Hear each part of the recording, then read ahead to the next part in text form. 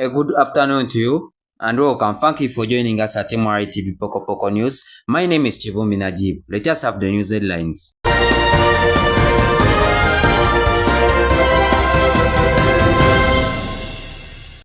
Pakistan restores electricity and also reopens roads after floods kill hundreds.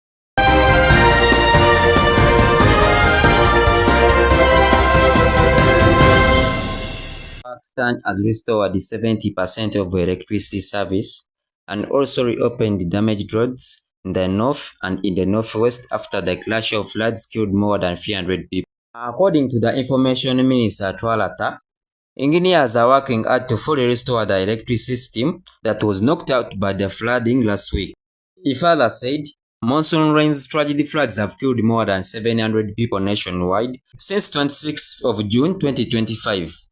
Hence, a group of 25,000 people have been evacuated to Swabia area for more protection.